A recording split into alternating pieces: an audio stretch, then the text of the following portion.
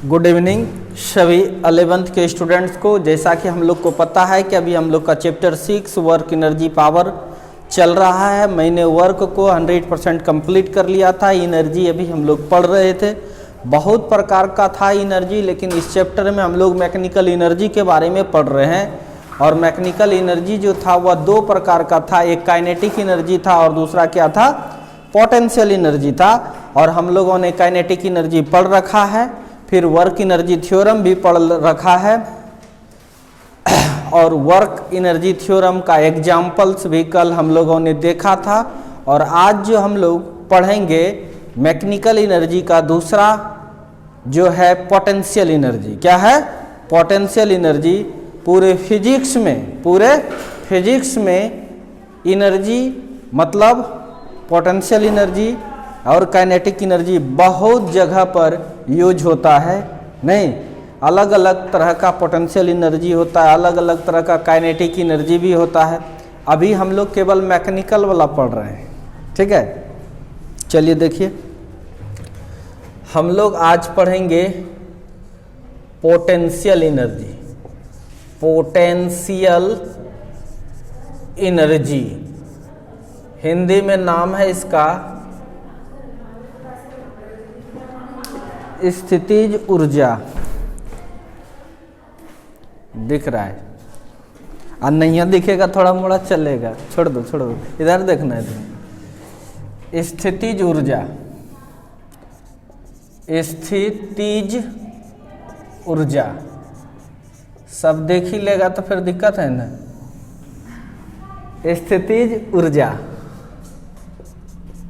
इस पे क्यों दे रहे हैं यूट्यूब पर कि बच्चा ये नहीं कहे ख़त्म नहीं किया। हाँ कर दिए, अपलोड होता है ना। एक सेकंड रुकिए।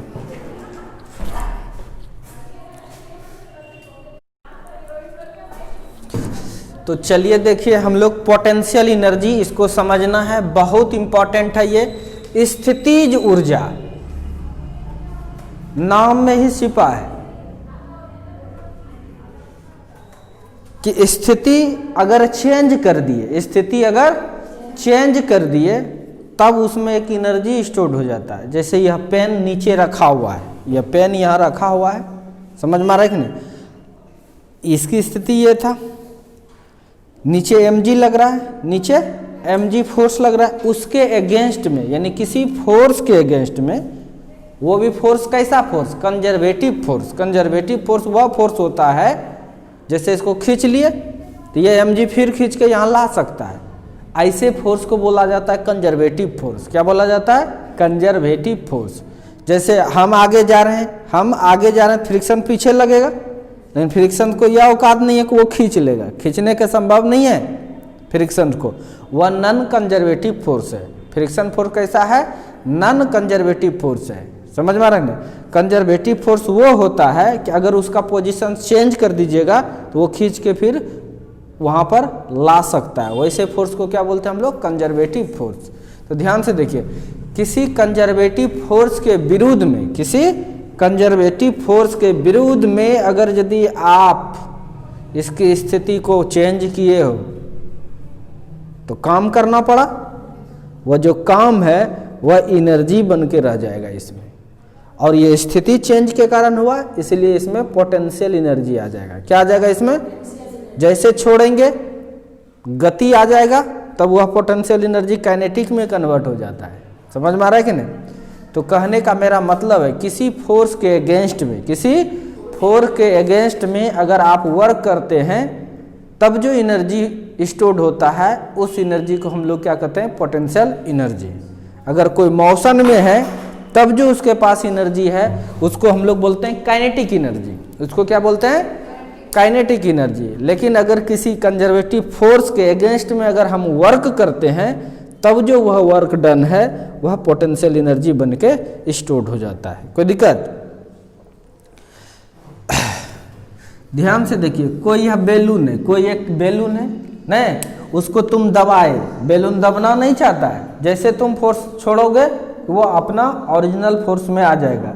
यानी बेलून जो फोर्स लगा रहा है वो कैसा फोर्स है? कंजर्वेटिव उसके अगेंस्ट में आपने दबाया, उसको कम किया, बोलो, फिर छोड़ दोगे आ जाएगा। इसका मतलब एनर्जी स्टोर हो जाएगा। एनर्जी क्या हो जाएगा उसमें? स्टोर हो जाएगा। समझ में आ रहा है? कंजर्वेटिव फोर्स रहा तब, यानी कंजर्वेटिव फोर्स वो है कि अपने पोजीशंस को फिर वो ला सकता है। जिस पोजीशन से उसको खींचे छोड़ देंगे तो फिर अपने ही पोजीशंस में वो आ जाएगा। तो उस समय जो फोर्स लगता है उसको बोलते हैं कंजर्वेटिव फोर्स या इंटरनल फोर्स भी कर सकते हैं, कोई दिक्कत नहीं है। तो ध्यान से देखिए, जैसे किसी स्प्रिंग को दबाते हैं, स्प्रिंग को दबा देते हैं,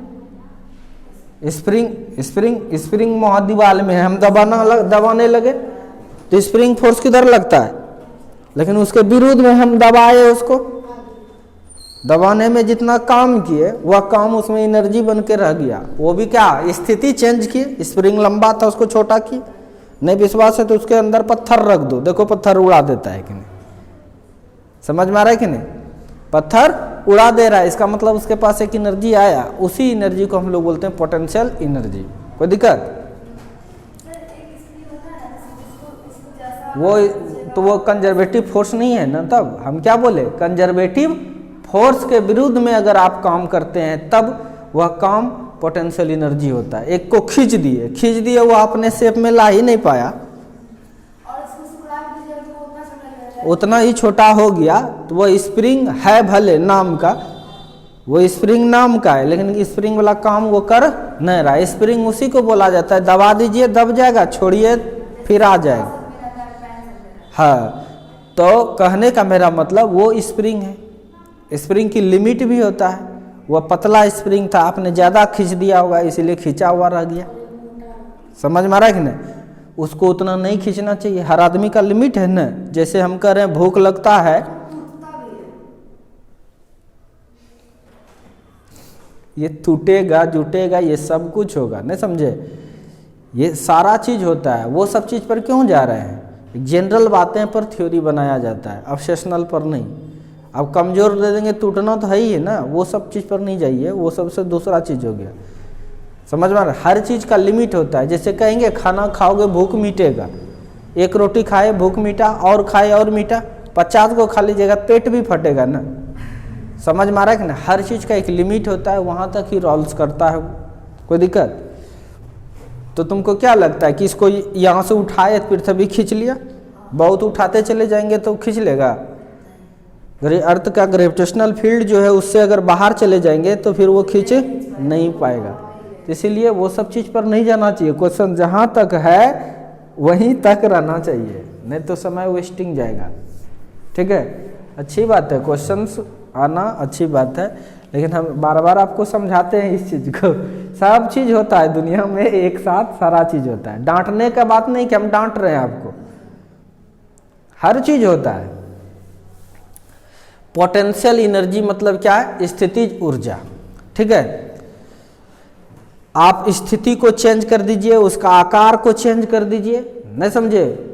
उसके साइज को छोटा कर दीजिए, कुछ भी कीजिए, कंजर्वेटिव फोर्स के विरुद्ध उसमें पोटेंशियल एनर्जी आ ही जाएगा। समझ में आ रहा है कि नहीं? तो लिखिए तो, the energy stored in any system,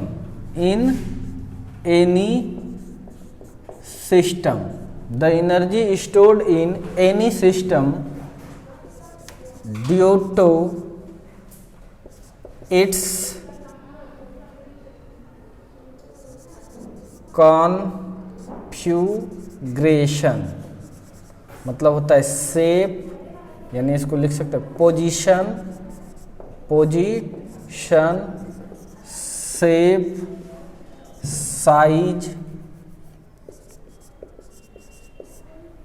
the energy stored in a system due to its configuration is called potential energy.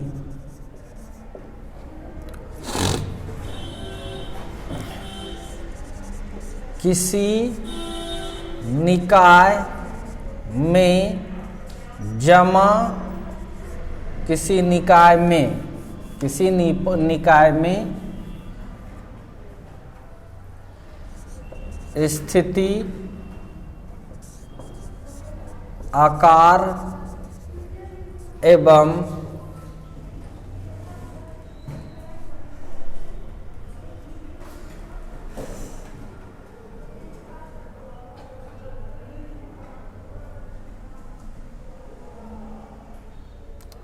स्थिति, शेप मतलब इंग्लिश में लिखते हैं इसको, स्थिति, शेप एवं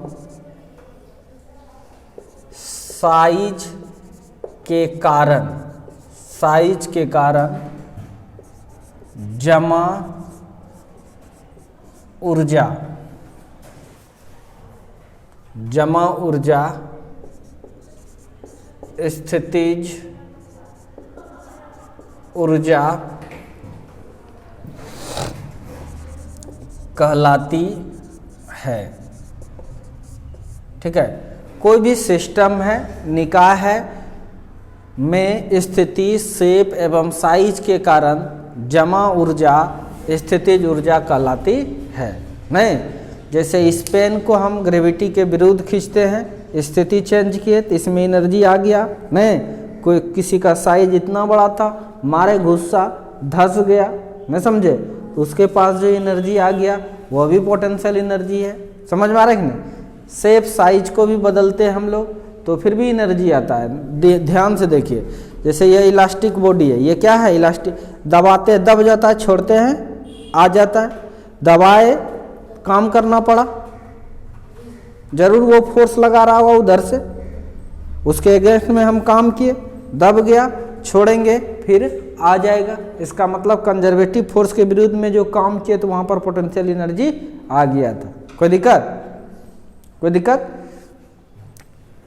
जैसे बहुत सारा एग्जांपल दे सकते हैं हम लोग, या पहले अब मेजरमेंट इसका,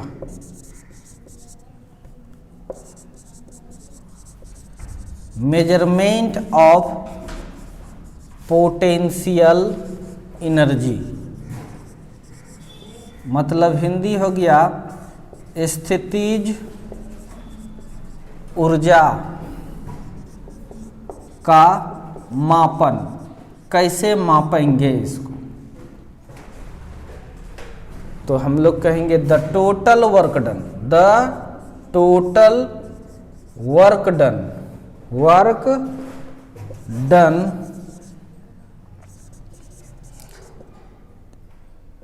against the conservative force is stored as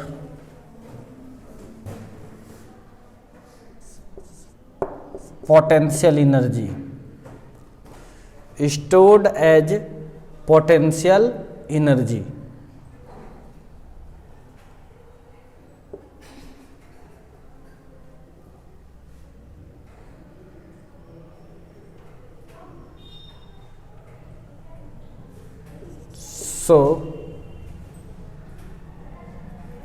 So this work done is the measurement of potential energy। किसी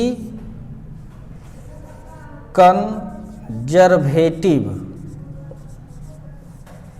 फोर्स के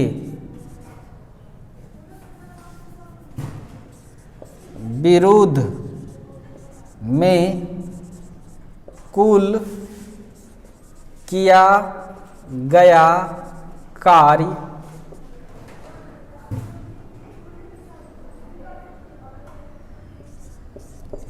निकाय में स्थितिज ऊर्जा के रूप में संचित हो जाता है, संचित हो जाता है। यह किया गया कार्य, यह किया गया कार्य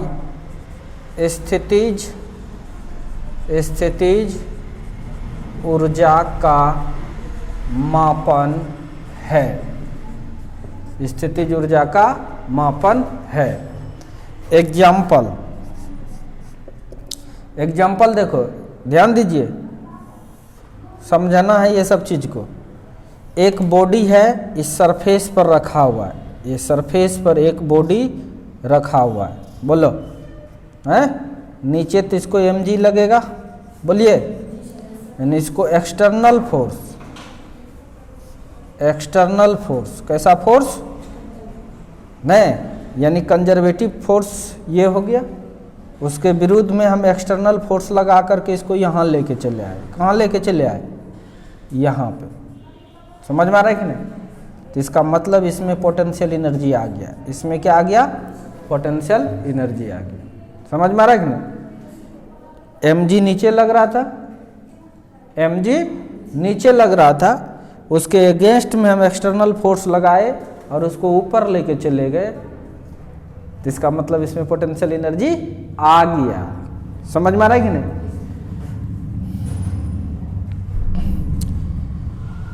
अब एग्जाम्पल ये फर्स्ट हो गया। एग्जाम्पल नंबर सेकेंड देखिएगा, एग्जाम्पल नंबर सेकेंड देखिए। एक ये बंदूक है, एक ये क्या है? बंदूक है। ध्यान से देखिए, इस बंदूक में स्प्रिंग है। इस बंदूक में क्या है? स्प्रिंग है। यहाँ लॉक है और ये घोड़ा है।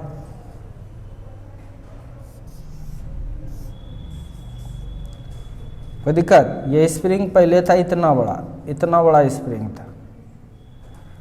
ये बॉनेट को लिए यहाँ से, नाल तोड़ना कहते हैं ना, नाल को तोड़े, हाँ तो गोली चलाई है तुम, नाल तोड़े, ये स्प्रिंग दब गया यहाँ पे। समझ में आ रहा है कि नहीं? स्प्रिंग दब गया, ये और लॉक हो गया एक घोड़ा में, और इस जगह पर तुम बुलेट रख दिए, इस जगह पर तुम बुलेट रख दिए। जैसे इसको घोड़ा को स्प्रिंग का लॉक खोलोगे, ऐसे भी तुम क्या किया बताइए? स्प्रिंग चाहेगा नहीं यहाँ रहने के लिए, लेकिन स्प्रिंग फोर्स इधर लगाएगा, लेकिन तुमने जबरदस्ती खींच दिया, यानी वर्क किया। जितना टाइट लगा खींचने में, समझो पहले क्वेश्चन, एक स्टेप आगे चले जाते हो, अच्छी बात है, लेकिन जाना नहीं चाहिए, सीरियस रहो।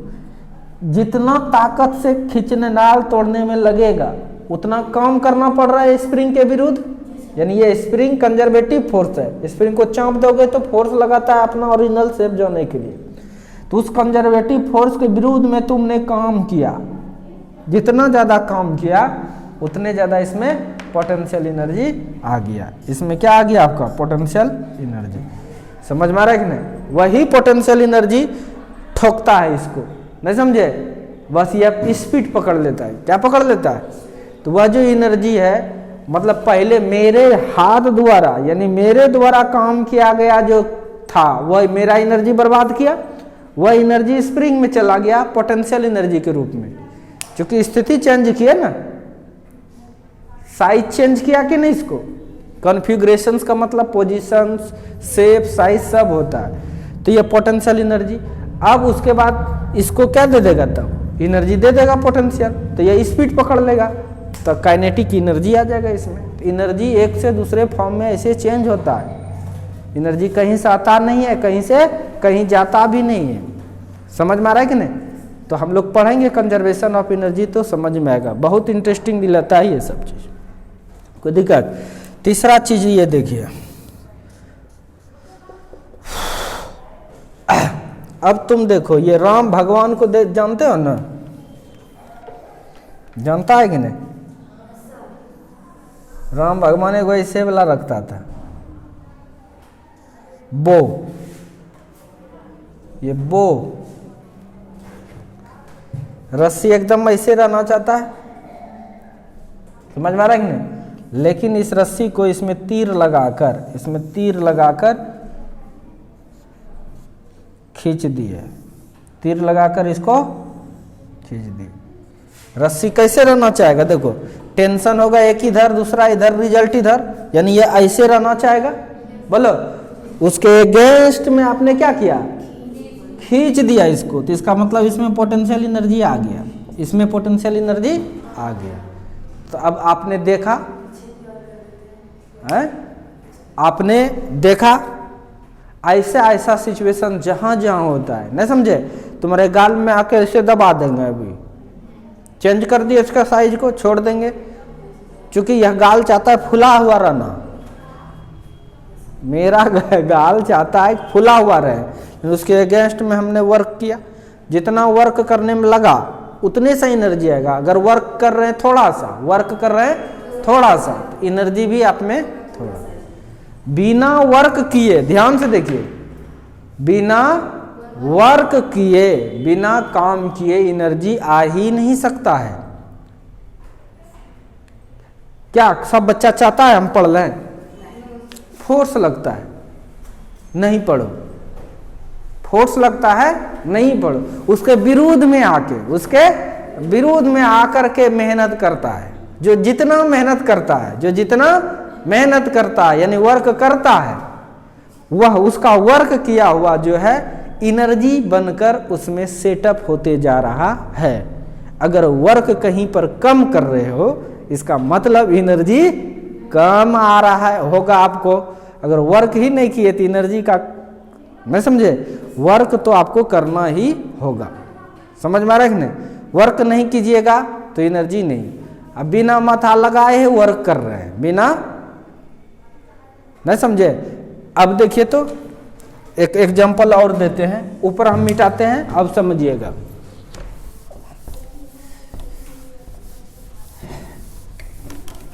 यहां बताइए तो पोटेंशियल एनर्जी होगा कि नहीं, ध्यान से देखिए। एक ये ऑब्जेक्ट है, ये एक ऑब्जेक्ट है, समझ में आ रहा है कि नहीं। तुमने फोर्स लगाकर इसको यहां लेके चलाया, कहां ले चलाया, यहां पे।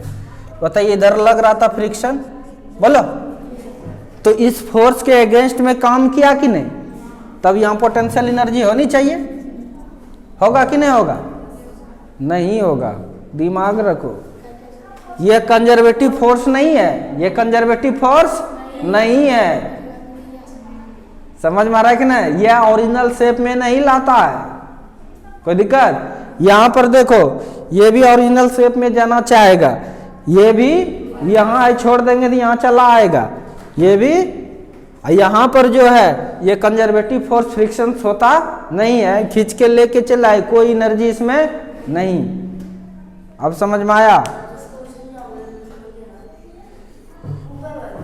ऊपर वाला इसको खींच के यहां लाए, क्या पोटेंशियल एनर्जी हुआ होगा इसमें, क्योंकि फोर्स के विरुद्ध में तो काम किया ही, तब फिर भी नहीं हो रहा। ये कंजर्वेटिव फोर्स फ्रिक्शन नहीं है, फ्रिक्शन कंजर्वेटिव फोर्स नहीं है। अब बाकी सारा जितना यहां दिखाए ये सब कंजर्वेटिव फोर्स है, यानी कहने का मेरा, हाँ छोड़ देंगे तो ओरिजिनल पोजीशंस में आ जाएगा, छोड़ देंगे तो ओरिजिनल पोजीशंस में आना चाहेगा, नहीं उसके अगेंस्ट में काम किए हम। इसीलिए यह लिखना जरूरी होता है, कंजर्वेटिव फोर्स के विरुद्ध में, ध्यान दीजिए, कंजर्वेटिव फोर्स के विरुद्ध में अगर आपने काम किया तब वह जो काम है वही पोटेंशियल एनर्जी के रूप में संचित होता है। यहाँ पर आप नन कंजर्वेटिव फोर्स के विरुद्ध में वर्क किए, पोटेंशियल एनर्जी जीरो होगा, यानी यहाँ पर पोटेंशियल एनर्जी नहीं होगा, क्योंकि यह फोर्स कैसा है, नन कंजर्वेटिव फोर्स है। फ्रिक्शन फोर्स कैसा है, नन कंजर्वेटिव फोर्स। समझ में आ रहा है कि नहीं, कोई दिक्कत। तो ये सब बातें हैं, इसलिए आज दिन के बाद यह मत कहना कि बिना काम किए अगर कहीं तेज हो रहे हैं, आपको लग रहा है तो मन का भ्रम है, मन का भ्रम है।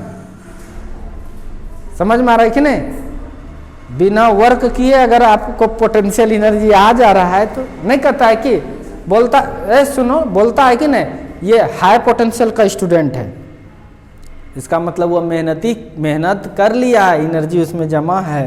कहते हैं लो पोटेंशियल का ही है, समझ में आ रहा है? यानी वो मेहनत नहीं किया है, काम नहीं किया है। जो जितना काम की करता है किसी कंजर्वेटिव फोर्स के विरुद्ध में, समझ में आ रहा है कि नहीं, उतना। जो चीज़ समझ में नहीं आया अब उसके पीछे काम ही नहीं करो तुम, तो वह एनर्जी बनकर तुम्हारे पास माइंड में नहीं रह सकता। काम करना ही पड़ेगा आपको, नहीं? इसीलिए किसी फोर्स के विरुद्ध में, अब तुम फ्रिक्शन जैसा फोर्स के विरुद्ध में काम करोगे कुछ नहीं होगा, कुछ नहीं होगा। टीचर ढंग लायक का है नहीं और मेहनत कर रहे हो, वैसा है। नॉन कंजर्वेटिव फोर्स है और वहाँ पर तुम मेहनत कर रहे हो, आगे तो बढ़ेगा ही, काम तो तुम किया ही, लेकिन एनर्जी जमा तुम्हारे अंदर नहीं होता। खूब पढ़ लिए, खूब पढ़ लिए, खूब काम कर लिए, एनर्जी ये नहीं समझे? इसीलिए दिमाग लगाकर तो पढ़ना ही होगा, रटना तो नहीं होगा। ये रटना वाला हुआ, ये रटना वाला बात हुआ, ये फ्रिक्शन। समझ में आ रहा है कि नहीं? तो हम लोग सारा चीज़ फिजिक्स से ही सीखते हैं। आप लिखिए, इसको लिखिए।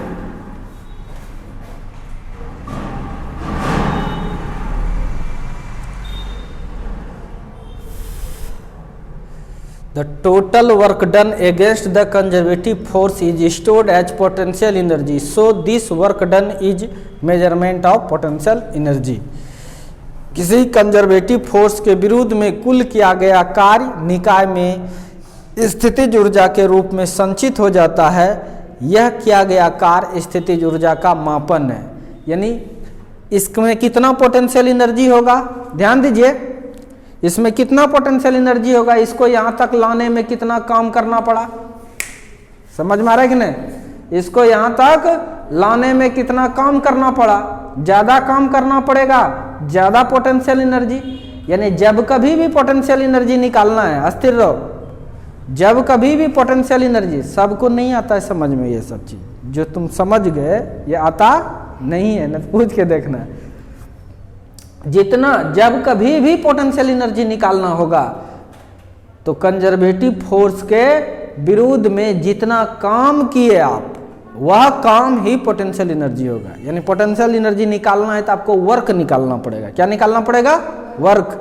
इसीलिए मैंने लिखाया है किसी कंजर्वेटिव फोर्स के विरुद्ध में कुल किया गया कार्य निकाय में, निकाय मतलब यही ऑब्जेक्ट सिस्टम जो भी हो, नहीं, यहाँ पर इसको ऑब्जेक्ट कह सकते हैं, सिस्टम भी कह सकते हैं, यहाँ पर इसको सिस्टम कहेंगे।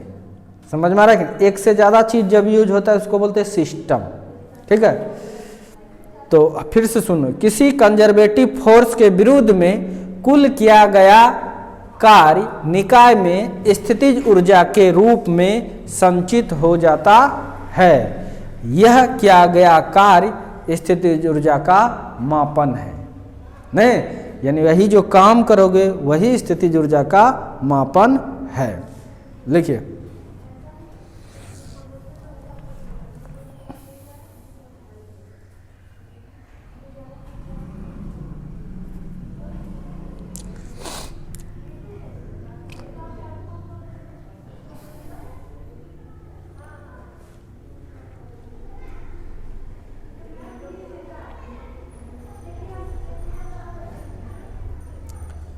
मिटाऊं?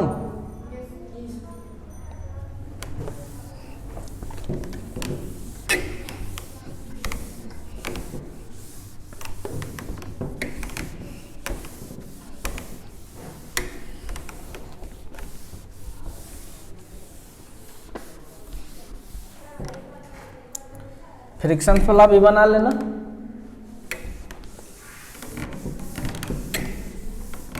और बहुत तरह का है, अब हम लोग टाइप पढ़ेंगे इसका।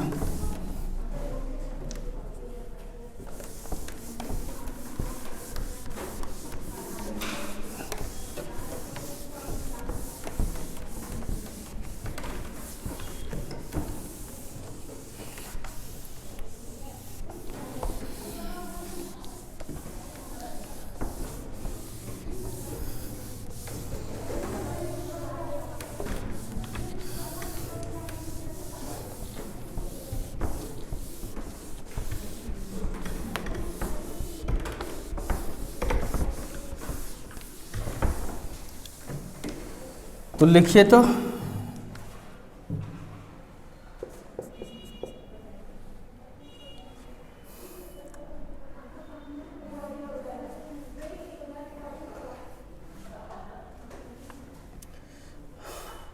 अच्छा, change in potential energy, change in potential energy, स्थितिज ऊर्जा में बदलाव।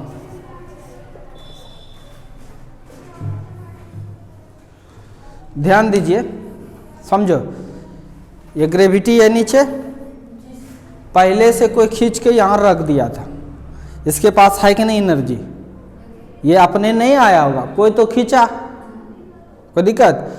अब किसी ने यहाँ से उठा करके उठाया, तो यहाँ से यहाँ तक लाने में काम करना पड़ा। पहले पोटेंशियल एनर्जी कुछ था, बाद में कुछ हुआ।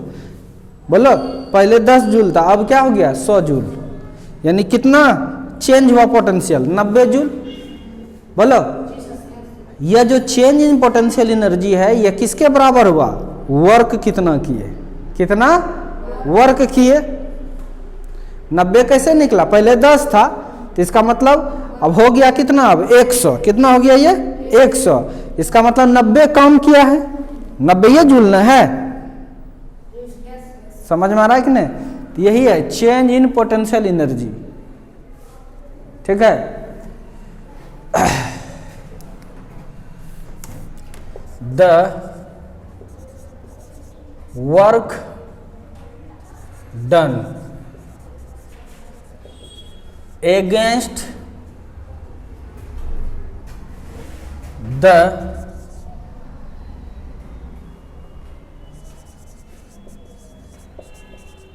vective force is called change in potential energy।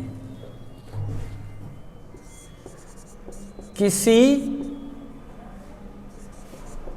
संरक्षी बल के विरुद्ध किया गया कार्य स्थितिज ऊर्जा में परिवर्तन, संरक्षी कंजर्वेटिव का हिंदी है, के विरुद्ध किया गया कार्य स्थितिज ऊर्जा में परिवर्तन कहलाती है। यानी आप लिख सकते हैं कि वर्क डन जो होगा वो क्या होगा, change in potential energy, change in potential energy, change in energy, वही है आपका क्या, work done.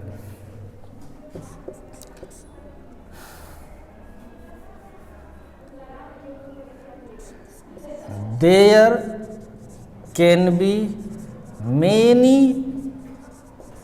types of potential energy, potential energy, स्थितिज ऊर्जा कई प्रकार के हो सकते हैं, कई प्रकार के हो सकते हैं, समझ में आ रहा है कि नहीं। लेकिन सब प्रकार हम इसी चैप्टर में पढ़ेंगे यह जरूरी नहीं है। हम लोग जो पढ़ेंगे इस चैप्टर में एक ग्रेविटेशनल पोटेंशियल एनर्जी, ग्रेविटेशनल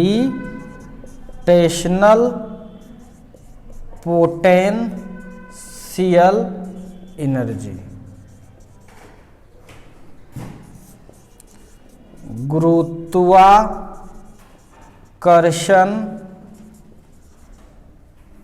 स्थितिज ऊर्जा, इंग्लिश में लिखते हैं पोटेंशियल एनर्जी।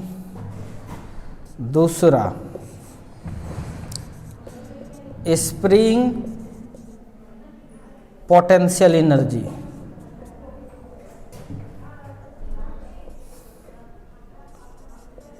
कमानी पोटेंशियल एनर्जी, स्थितिज ऊर्जा। तीसरा इलेक्ट्रोस्टैटिक पोटेंशियल एनर्जी, स्थिर वैद्युत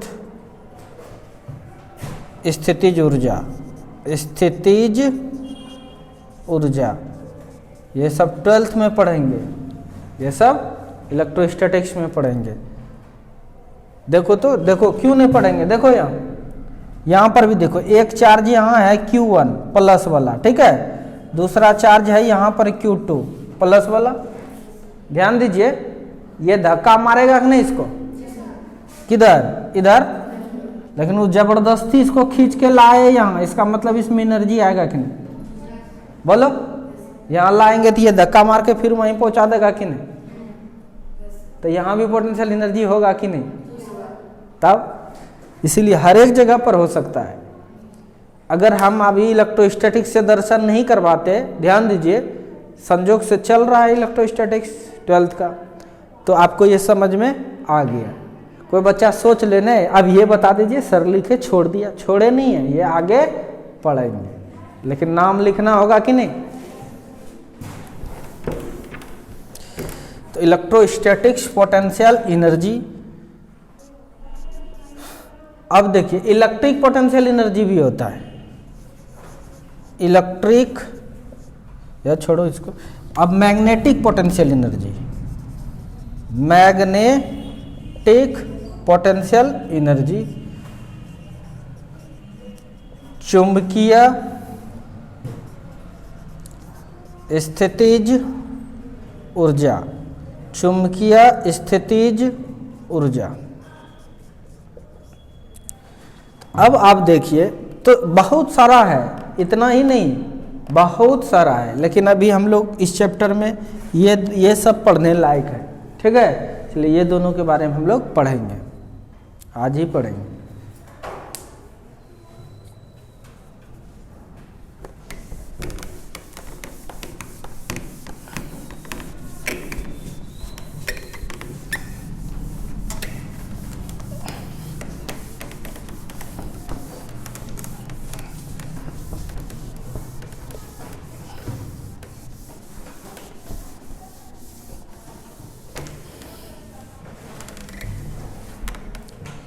तो हम लोग अभी पढ़ेंगे gravitational potential energy.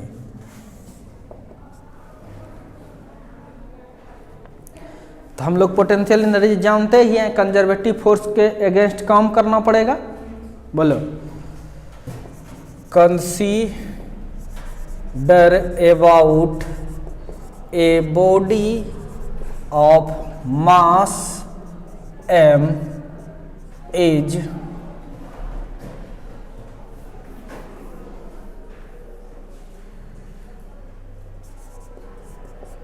lifted by external force with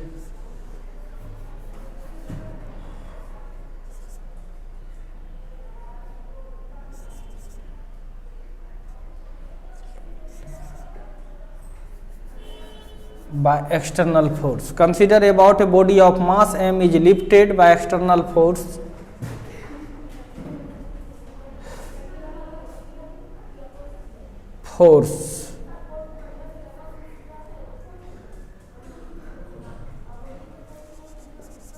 against the gravity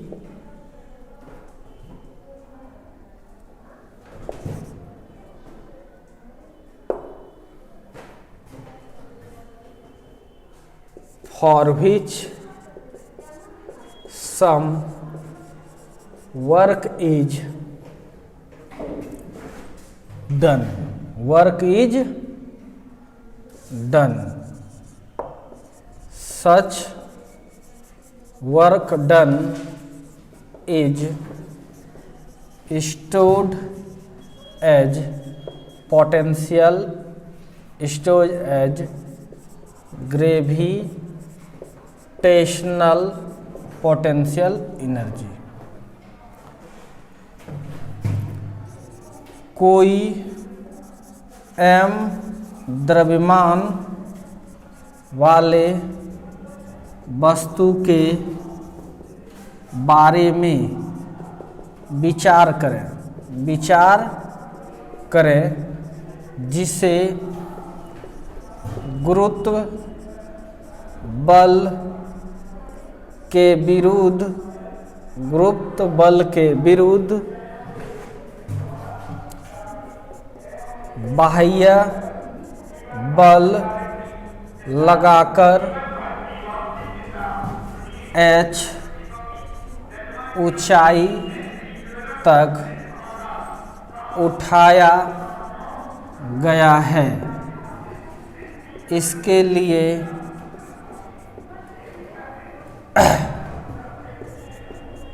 बाह्य बल कुछ कार्य किया होगा। यह कार्य वस्तु में गुरुत्व स्थितिज ऊर्जा के रूप में संचित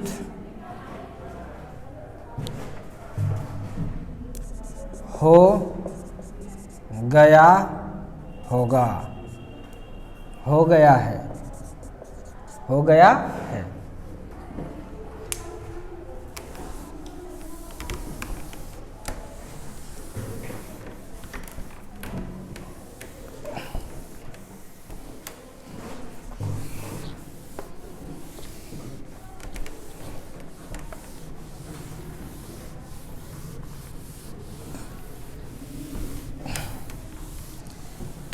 देखिए हमारे खतरनाक मित्र, ध्यान से देखिए। एक ये ऑब्जेक्ट है, एम मास का विचार करो। एम जी कहाँ है? नीचे लग रहा है। बोलो, इसको उठा के लेके चले आए कितना हाइट तक? एच हाइट तक। कितना लेके चले आए? एच हाइट तक। बोलो, तो फोर्स लगाए होंगे। ये एक्सटर्नल फोर्स है। कैसा फोर्स है? एक्सटर्नल, बाह्य कारक। अब बताइए, इसको धीरे धीरे लेके जाना है। अगर ये है, मान के चलो mg का मान 10 न्यूटन। कितना है? इस वस्तु पर कितना फोर्स लगाएंगे तो यह धीरे धीरे चल के ऊपर जाएगा? 10 लगाएंगे, 10 से कम? 10, हाँ 10 से ज़्यादा लगाएंगे। कम लगाएंगे तो हिलेगा भी नहीं। 10 से अगर 10.0001 भी लगाएंगे चलेगा कि नहीं? बोलो जल्दी से। तो धीरे धीरे लेके जाना है। कैसे लेके जाना है? धीरे धीरे इसको लेकर के जाना है। कैसे लेके जाना है? धीरे धीरे। तो इसका मतलब 10.001 और 10 लगभग एक है कि नहीं? तो ऐसा माना जाता है कि जितना फोर्स इधर लग रहा है उतना लगा दीजिएगा तो ये ऊपर जाने लगेगा। जितना फोर्स इधर लग रहा है उतना लगा दीजिएगा तो ये ऊपर जाने लगेगा। उससे लगता है वाजिब में थोड़ा सा ज़्यादा, लेकिन वो थोड़ा छोड़ भी देते हैं तो कोई फर्क इक्वेशन पर नहीं पड़ता है। ये कॉन्सेप्ट है, ठीक है। इसीलिए हम लोग अब देखिए काम कितना होगा। तो बताइए, ये कार्य वस्तु में गुरुत्व स्थितिज ऊर्जा के रूप में संचित हो जाता है। तो काम निकालिए ना, यहाँ से यहाँ तक लाने के लिए। काम निकालने के लिए क्या बताएं? फोर्स। कौन सा फोर्स? External force. कौन सा फोर्स? और डिस्प्लेसमेंट कितना है? एच। कितना है? एच। तो वर्क बराबर ये अब कितना फोर्स होना चाहिए? जितना mg है। नहीं समझे? इसलिए क्या हो गया? ये mg h। यह जो वर्क डन है, यही वर्क डन क्या है आपका? Potential energy. यही वर्क डन क्या है? mg h। बड़ा आसान है कि मुश्किल है? इसको यू से दिखाते हैं। किससे दिखाते हैं? यू से। आसान है कि मुश्किल है? आसान है। अब इस पर क्या एग्जाम्पल हलवा सब रहता है, एग्जाम्पल हलवा सब रहता है, कुछ लिखा पड़ी नहीं। एक वस्तु है, तुम ही हो 10 kg का, कितना हो या जो भी हो 40 kg का है। कितने kg का है? 40 kg। तुम चल गए 5 मंजिला पे, तुम कहाँ चढ़ गए? अब 5 मंजिला पर चले गए। तो और इसका जो हाइट था लगभग तुम 100 मीटर चले गए। कितना चले गए? तो नीचे ग्राउंड से चढ़ते चढ़ते सीढ़ी पर कहाँ तक चले गए? 100, 5 मंजिला पर। तो बताइए कितना होगा पोटेंशियल एनर्जी? फटाक से निकालिएगा कि नहीं? mgh। m है 40, g का मान है 10, h का मान है 100। तो आपके पास कितना जगह? 4 पर 1 2 3 4, 1 2 3 4, इतना जूल। समझ में आ रहा है कि नहीं? यानी आपका एनर्जी आपके पास कितना हो गया? इतना जूल। समझ में आ रहा है कि नहीं? अगर कोई आपको गोदी में उठाकर लेके आया है तो उसको जो थकावट हुआ, उसका जो एनर्जी खपत हुआ वो कितना? इकाई, दाई, सैकड़ा, हजार, 10,000, 40,000 जूल थकावट हुआ। समझ में आ रहा है कि नहीं? कितना जूल थकावट हो गया? 40,000। जब गिरिएगा वहां से ना तो वह एनर्जी के साथ नीचे गिरिएगा, न समझे? वह जब गिरिएगा तो आप अर्थ को दीजिएगा। समझ में आ रहा है कि नहीं? तो इसलिए चोट भी लगता है आपको। धीरे से न ऊपर से, मतलब कम हाइट से गिरिएगा तो कम चोट, क्योंकि एनर्जी कम था आपके पास। ज़्यादा हाइट से गिरिएगा तो ज़्यादा चोट लगेगा, और ज़्यादा हाइट से गिरिएगा तो और ज़्यादा चोट। यानी पोटेंशियल एनर्जी किस पर डिपेंड करता है? मास पर और हाइट पर। मास और हाइट दोनों पर डिपेंड करता है। हाइट बढ़ेगा पोटेंशियल एनर्जी ज़्यादा। अब बहुत बड़ा आप ताड़ के पेड़ पे चढ़ जाते हैं तो आपके पास एनर्जी ज़्यादा आ गया, पोटेंशियल एनर्जी। अब छोड़ दीजिएगा न, बड़ा तेजी से गिरिएगा। लिखिए,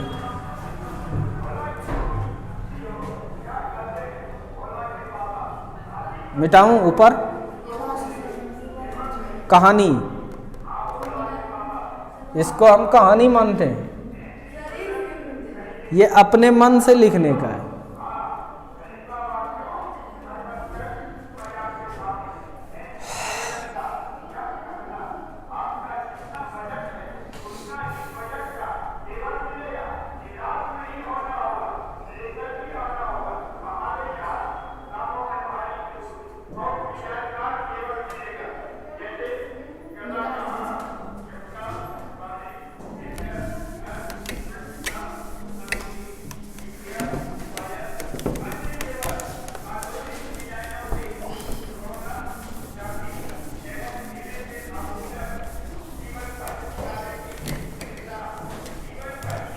इसको भी मिटाऊं?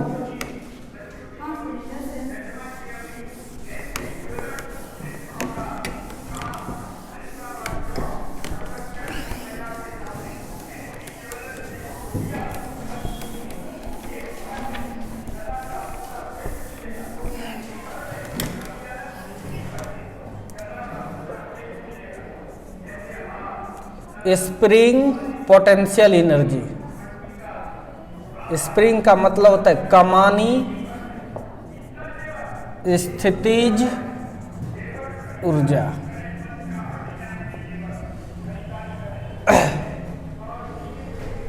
When spring is compressed or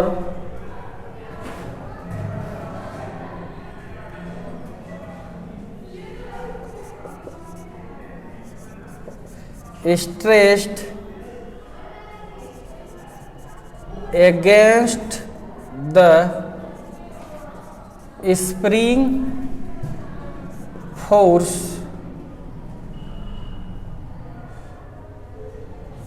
then some work is done by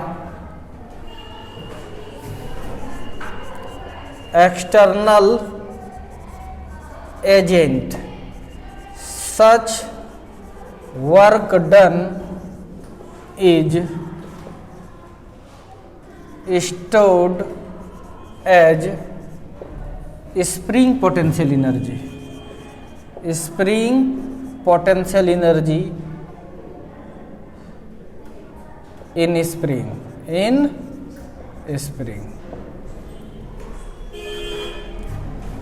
जब किसी कमानी को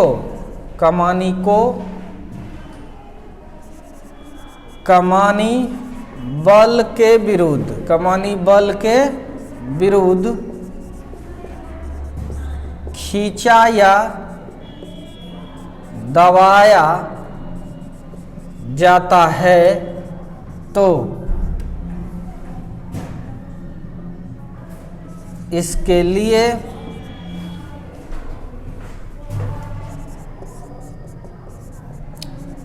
बाह्य कारक द्वारा कुछ कार्य करना पड़ता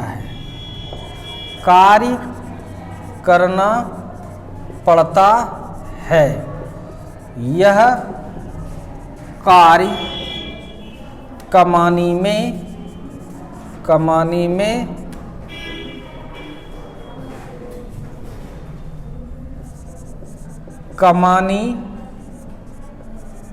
स्थितिज ऊर्जा के रूप में संचित हो जाता है।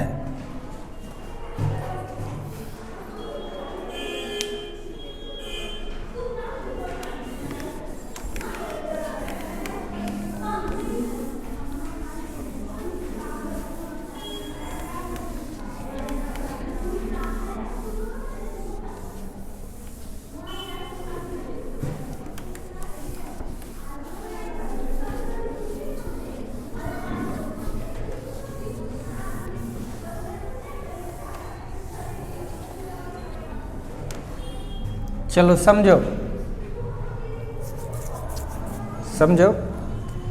ध्यान दीजिए। स्प्रिंग का पोटेंशियल एनर्जी निकालेंगे। मान के चलिए एक ये दीवार है, इसमें एक स्प्रिंग है, ये एक स्प्रिंग। अभी ये क्या था? Normal position. समझ में आ रहा है कि नहीं? कोई दिक्कत?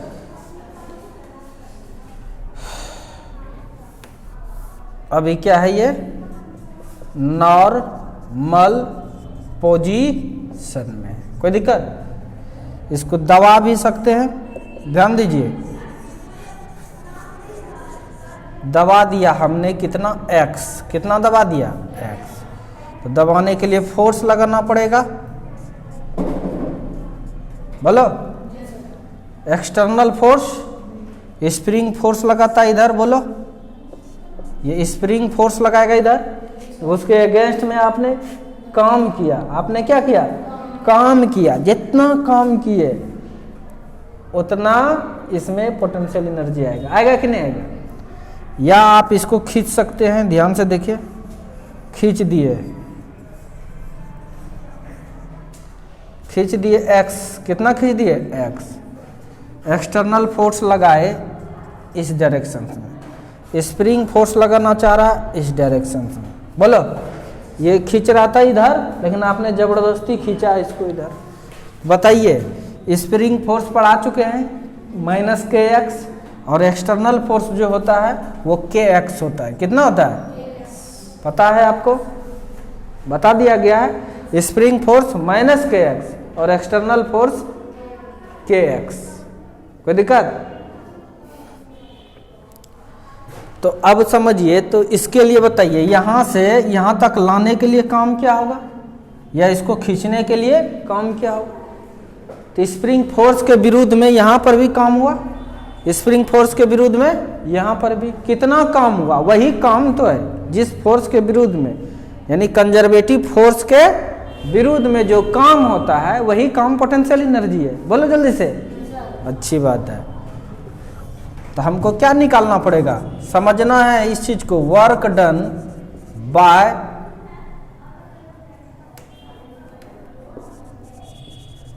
Against the spring force.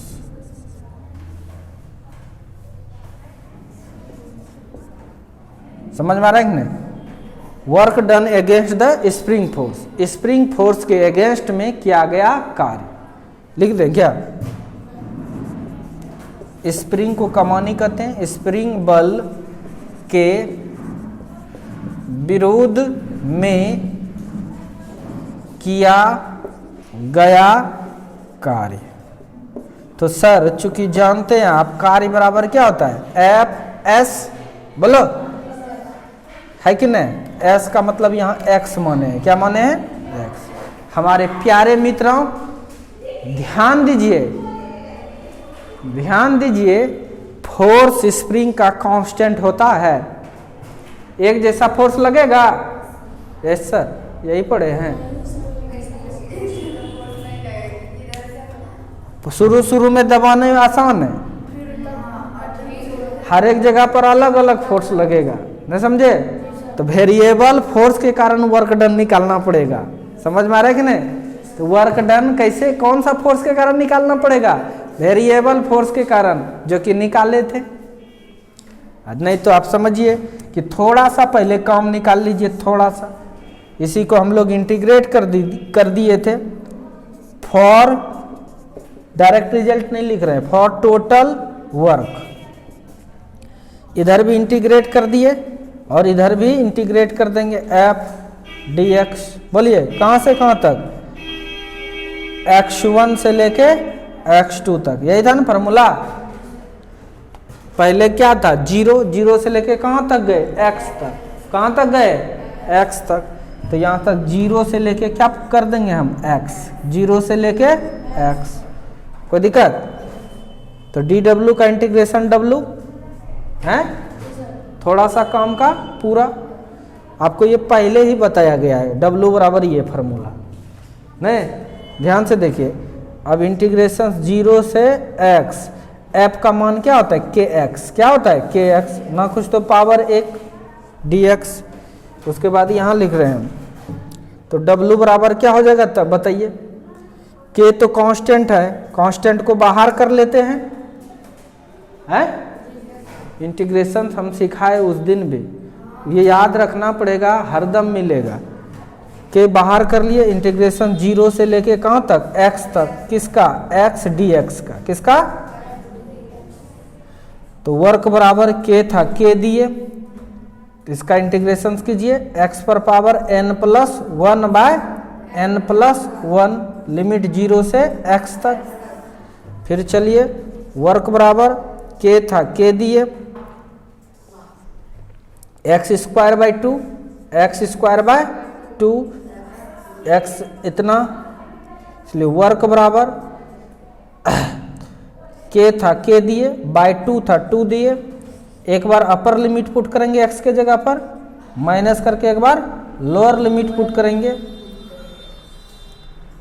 अब आइए, वर्क इज इक्वल टू तब कितना हो जाएगा?